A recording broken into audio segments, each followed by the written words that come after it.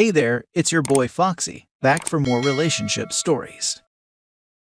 Update. Me, 27 male, and my girlfriend 25 female, opened our relationship and have started to lose our spark. Original post. We opened our relationship at the beginning of the year after 5 years of monogamy because she expressed that she wanted to gain more sexual experiences after growing up in an overly strict household. There were bumps in the road starting out because I'm very monogamous, and I was having difficulty finding partners, while she was able to secure a lot of encounters and dates almost instantly.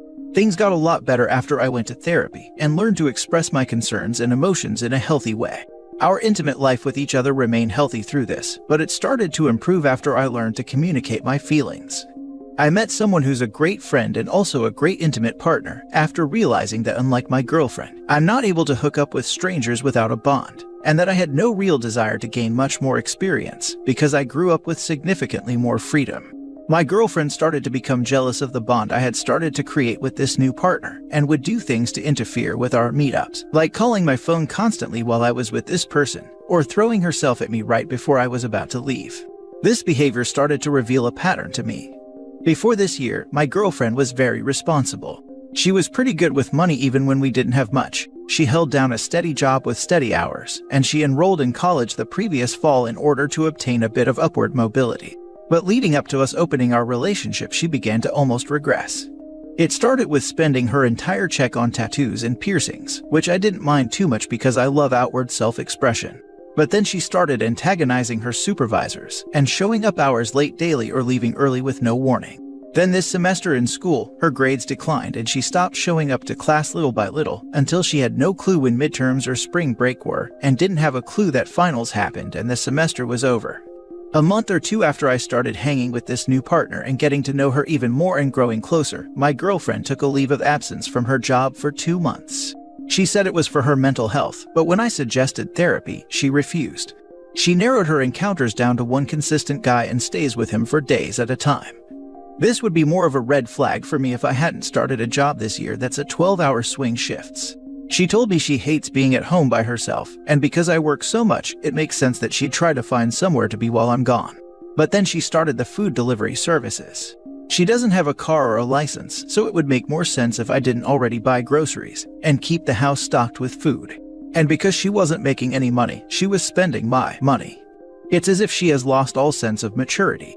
She gets frustrated when I bring up the money or the fact that when I'm at work and she's home all day, she does absolutely nothing except order food and lay in bed. She also shuts down when I attempt to have a healthy conversation about how I feel in our relationship, or she'll say that she doesn't notice anything different and that maybe I'm just making up things in my head. She eventually quit her job without having anything else lined up, and all of this caused me to grow distant from her physically and emotionally because it felt as if my needs in our relationship weren't being met, and she noticed immediately. She felt that I didn't find her attractive and was upset that I stopped initiating intimacy and that the quality of our sessions deteriorated. I tried to fix it and express how I felt in the relationship and why it was hard for me to want intimacy from her, but she kept saying I was just always calling her a problem. So now we don't hook up or even cuddle. We talk a lot still, but mostly about her partners. I hardly see her now. I still try to initiate it, but she's always tired or on her period or any other excuse, and when she tries to initiate, it's usually at the most awkward or inopportune times. All of the intimacy is gone, and we haven't done it in almost 2 months. I want to bring this up to her, but her frustration with these types of talks has pushed her to threatening a breakup, or says she's feeling like I'm never satisfied with her. She says constantly that I'm the man she wants to marry, and that she can't see herself with anyone but me, so it's a bit confusing. My working theory right now is that what I need in my life is maturity, and the partner I've found is exactly that, responsible but fun, and is all about balance and fairness. On the other hand, my girlfriend is looking for thoughtless fun and availability, and her partner embodies that as well. He has none of his own things, rarely goes to his job, and is easily aroused no matter what. I don't want to leave my girlfriend, and I know who she was and that the person I fell in love with, but I'm not sure that I care for who she is now. We've tossed around the idea of couples therapy once we get our finances back under control, but she doesn't honestly seem very interested in the idea. I'm just not sure what to do at this point. Now for the top advice before reading the updates. She doesn't let you talk about your relationship problems and then threaten to break up. I see absolutely no reason for you to stay in this relationship anymore. She doesn't want to try. She felt safe proposing the open relationship because she didn't think Opus would actually meet anyone. As he says, girls have a much easier time finding people who are interested. She intended this to be all for her benefit. But then he surprises her by being just as capable as she is, and she flips out because that wasn't supposed to happen. He was supposed to be trying and failing, waiting around at home the whole time she's out fooling around with other guys, so that when she's had her fill of that, and the drama that comes with it, she can unilaterally close the relationship just like she opened it, go back to the security he represents, and he wouldn't be attached to anyone else. But that's not what happened, so she's acting out like a petulant child because he's not acting in accordance with her plan. Yeah, sounds to me like he found a winner in this new relationship. His old one seems to be crashing and burning, and through no fault of his. Honestly, her suggesting an open relationship was the death knell to their relationship, and it should have ended there. That almost never works out, and just undermines any stability that might be left in the relationship. She seems to be on a self-destruct mission, and OP would be a fool to follow her down at that point, especially when he seems to have found a healthy relationship to move ahead with. His old relationship seems more like a friend-slash-roommate situation. You're not sleeping together. You have no other physical intimacy. She's sleeping with someone else. She tries to sabotage your other relationship. She's not working or doing anything else to improve her future. She won't do therapy. She shuts down your attempts to communicate. While all of the above is going on, she's enjoying your financial support and overspending. But she blames you for thinking she's a problem. This is over OP. Yeah, that's the thing, right? It's totally understandable having some issues, especially when both parts of a couple are opening to something new. But communication and action on thoughts and feelings is a must. It's easy to go in an open relationship as a couple, but to walk away as a couple as well, there has to be mutual respect, understanding, and swift action to show that you listen and willing to change. Sorry to hear this, OP. I wish you strength and all the best in resolving this situation. Positive vibes from me. Open relationship aside, what you are describing are signs of potentially serious mental illness. I can't tell you what the right thing to do is. All I can say is, if I were in your shoes, I would give her the ultimatum that she either gets herself to therapy or I walk away. My hopes aren't high for this one. Sorry this is happening to you. I surprisingly haven't actually thought to do this. I don't typically use ultimatums like that. But then again, I do have a history of being terrible at setting boundaries. I think I may try this. Thank you. Now for the first update. The same day I posted this, she got a call from her mother, who was the main antagonist of her childhood. They've had a sort of surface-level relationship since she left home. Her mom stated her brother was going through a bit of psychosis due to self-isolation for the better part of his late teens, and that she had some realizations about how she parented her children and apologized to my girlfriend. It seemed to have unlocked something in her, and she let out a lot of held-in resentment. She asserted to her mom that she's going to start therapy because she's realizing that she's becoming her mother and she doesn't want to hurt people like she was hurt as a child. I'm not sure how much she meant this, being that she was extremely emotional about it. But while on break at her new job that she started last week, she's been applying for a second job, saying that she thinks having so much free time this year has been affecting her negatively, and she wants to work to have some emotional and financial independence. This is all good and well, but a lot of you in the comments have brought up some amazing points, and I think this is ultimately about figuring out what I actually want. I don't think hopping out of one relationship to another is something that would benefit me or anyone else in the long run, and I realize I do deserve to have some say of my own life and boundaries and desires. But I also know that relationships are work, but that work has to be mutual. I'm going to do a lot of thinking, and I'll update this post if there are any developments. Now for the second update. So, it's been a few months and I figured I'd update you all on the situation, if you're still curious. So a week or so after the original post, I realized things weren't improving. I went to some friends about the situation, and it was unanimously time for a breakup. I knew it was my decision to make ultimately, and I read through all of the comments from the original post, and decided that I deserved to figure out how I wanted to live life. So, I broke up with her and told her all the reasons why. I told her all of the things I didn't like and would need to change if there was even any hope of ever considering getting back together.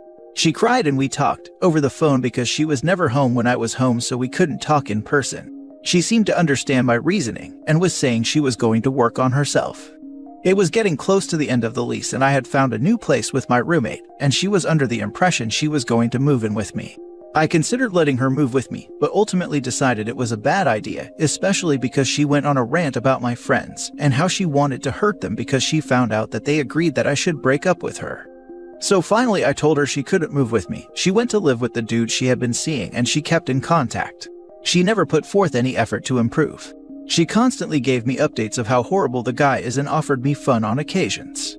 Her situation with him started to mirror how she treated me, and immediately she realized that how he treated her was abusive and toxic. I explained all the parallels between her situation and our situation, and she gave a half-hearted apology. I got back into therapy and I've been doing great ever since. My finances are more stable than they've been in years, and I'm now dating the girl I was seeing before.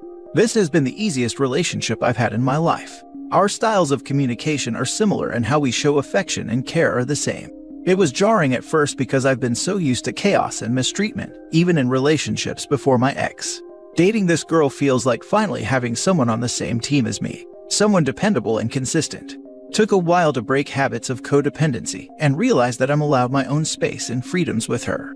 I had to get back into my hobbies and I started going back to the gym because I had started thinking back over the last 6 years of my life and all of the crap I put up with and sacrificed for my ex, and I kept blowing up on her, and my therapist told me it wasn't healthy for me to channel my frustrations out like that. So I've been a lot more productive and creative these days. Thanks for all the comments on the original post, even the ones that weren't that great. Holy crap, thank God. Good job, OP. Hoping for the best, and I hope your ex doesn't turn stalker. Finally, a story where the OP grew a backbone and stopped being a doormat.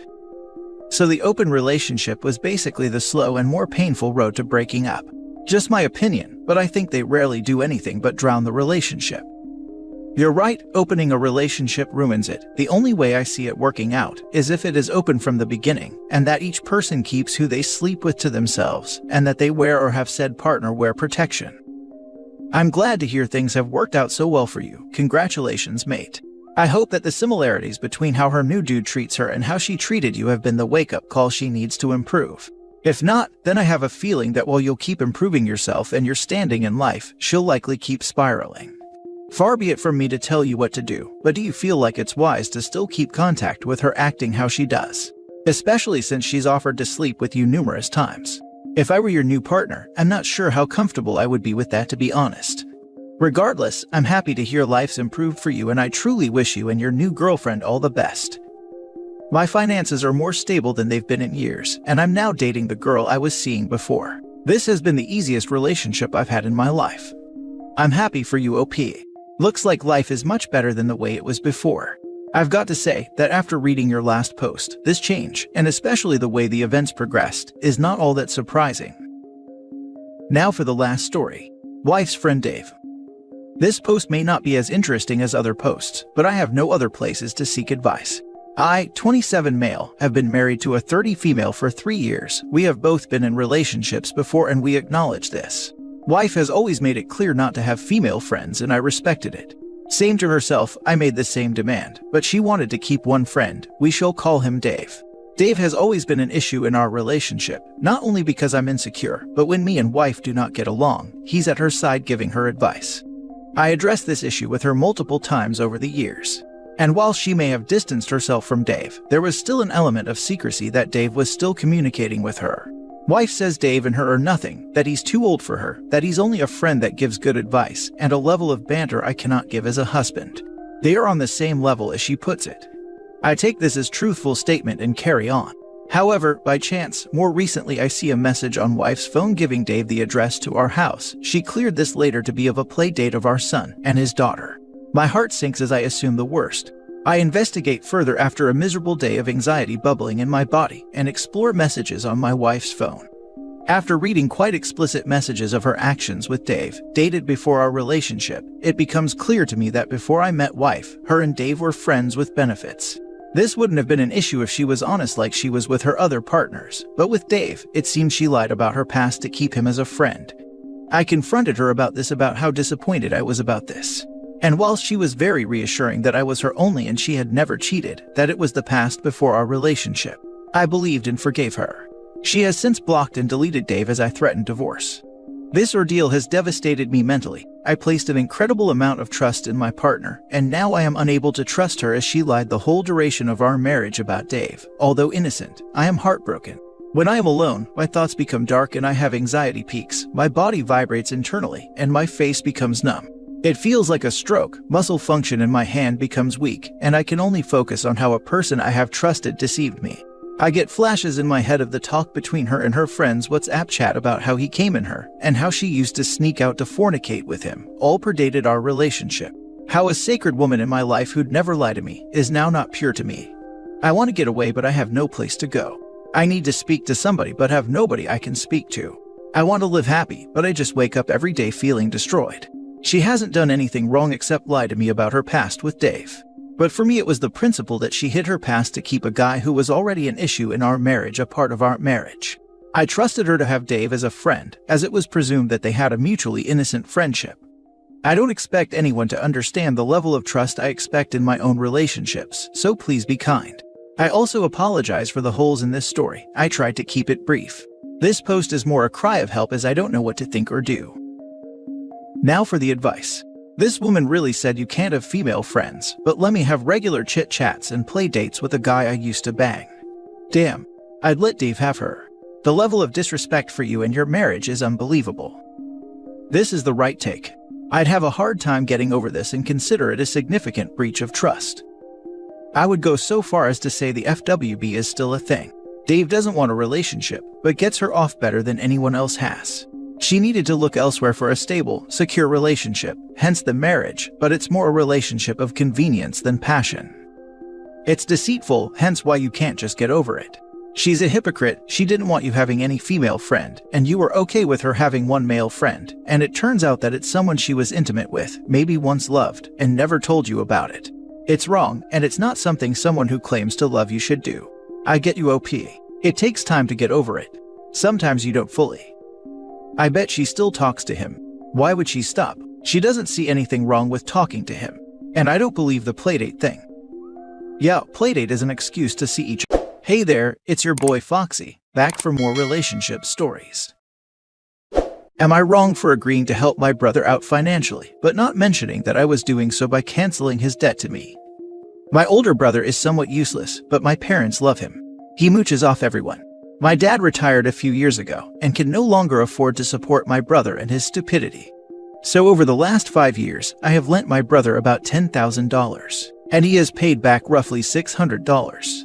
Well, he is getting married and he needs money for a honeymoon, like $2,000, which I can afford, but I don't really feel like lending him money I know I won't get back. So I said no. He kept calling me and texting me saying that his fiancée deserves a good honeymoon and that I should help him out. I point out that my parents paid for his degree, and I had to go into debt to get mine because they had nothing left for me after he took 6 years to graduate, and that he still owes me $9,400. Finally, he gets my parents to call me and ask for the money. Lol. I'm already low contact with them, they owe me money too. But they start trying to guilt me, that I'm his little sister and I should love him enough to help blah blah blah. After about a week of this crap, I lost it. I told them fine, I will meet him at their house and help him out financially for the last time. I showed up and we sat down at the kitchen table. I pulled out all the contracts that I made him sign when I lent him money. I also pulled out a printed copy of the check he paid me the $600 with. I said he had a choice. I could lend him the $2,000, but they had to pay me back what he owed me first, or I could tear up all of his debt to me. Huge fight ensues. Said I'm a jerk for being so mercenary. How dare I treat family in such a transactional manner? I am a terrible person for letting him think I was going to help. Did I want to make them homeless by asking them for the $30,000 that they owed me too? Blah blah blah. I said to call me when they decide.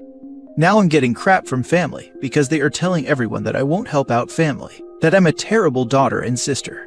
So I started asking everyone how much they were going to pay for his honeymoon. No, we don't mean that we should help. Just you. You're his sister.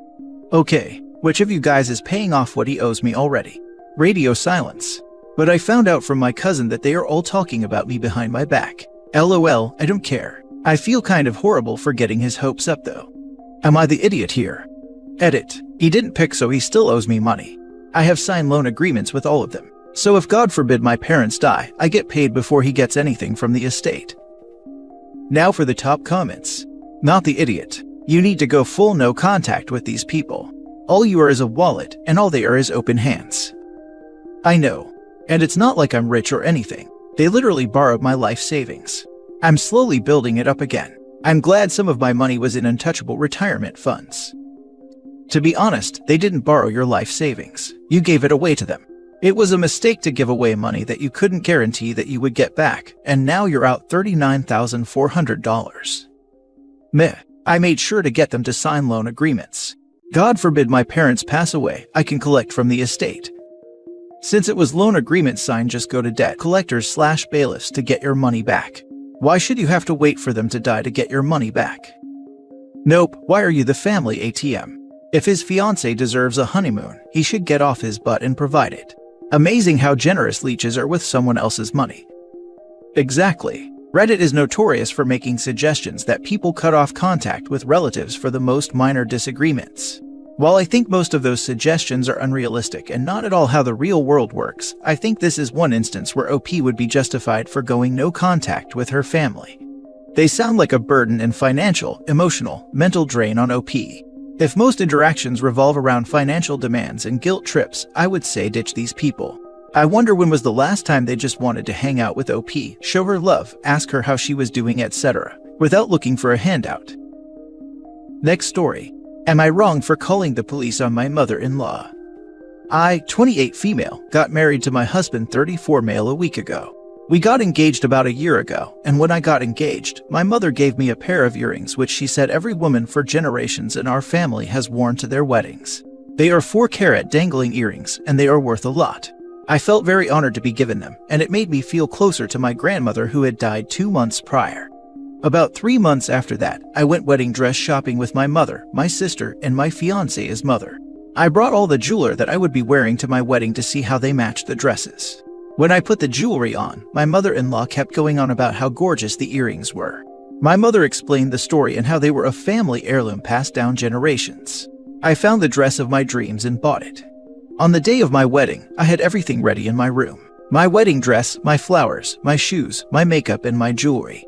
I was in there with my soon-to-be mother-in-law. I then needed to go to the toilet, and when I came back, my mother-in-law was gone. I wasn't sure what had happened, but I just thought she maybe got called away to do something. I then noticed my earrings were gone. I knew straight away that she had taken them. I found her and confronted her, and she said she didn't take them. I asked if I could look through her bag, and she said no and gripped onto it. I said that if she didn't let me look, I would call the police, which I then did as she still wouldn't let me look. The police arrived and searched her, and the earrings were found in her bag.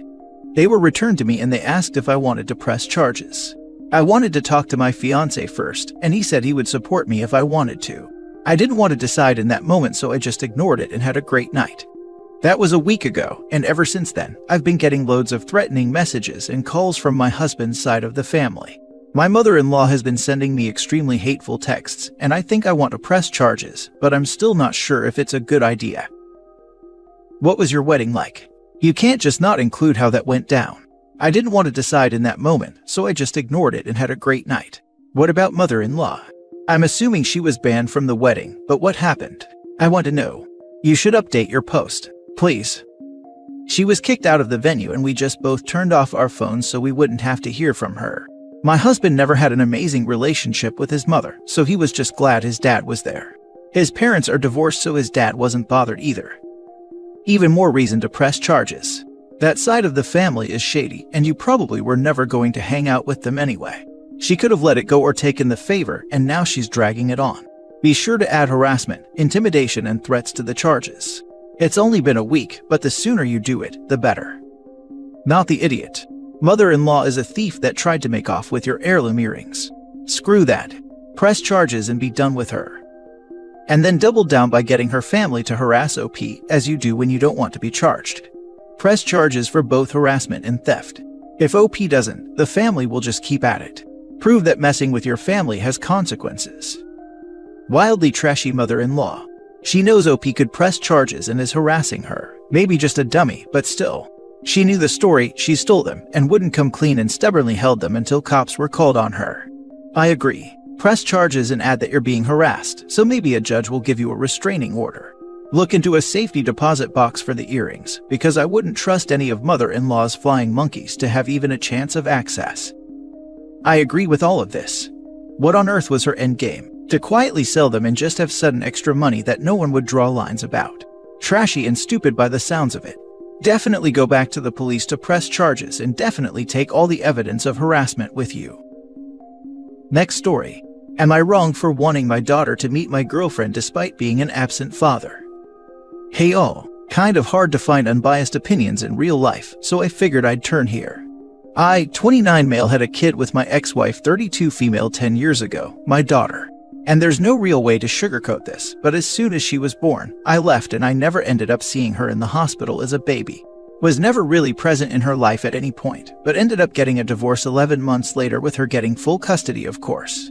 I married young, was really stupid and thought I'd end up being a good dad despite no skills, but got scared that I'd turn out like my dad and chickened out. Not really an excuse, but an explanation, I guess. I paid child support for the first 3 years but stopped afterwards. I've been speaking with the girl's mother about reconnecting with her, but she thinks it's best that I stay out of their lives majorly. But I think making amends is always possible, so I'm not sure. I just really want to make things right, but I will respect their decision. I've seen her a few times, but her mother has always introduced me as a friend. She says she will tell her when she is ready. I've been dating a girl, 28 female, for about 10 months, and I really like her. I think I could definitely see a life for us, and I know that sounds weird, but she's also said the same.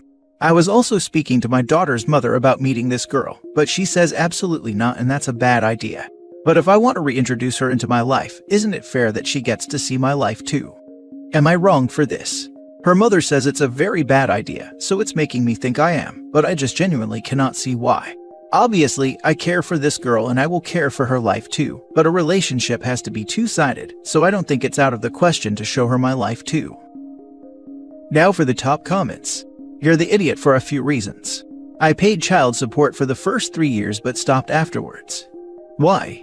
But if I want to reintroduce her into my life, isn't it fair that she gets to see my life too? Not if she doesn't even know that you are her father, and not if you are not behaving as her father. Quit being a selfish a-hole and leave this poor child alone. You can't even support her financially, but want to talk about fairness. Sounds like OP owes 7 years worth of child support before he gets any say. After that, it's still going to be a long prove it that he's serious about being in the kid's life.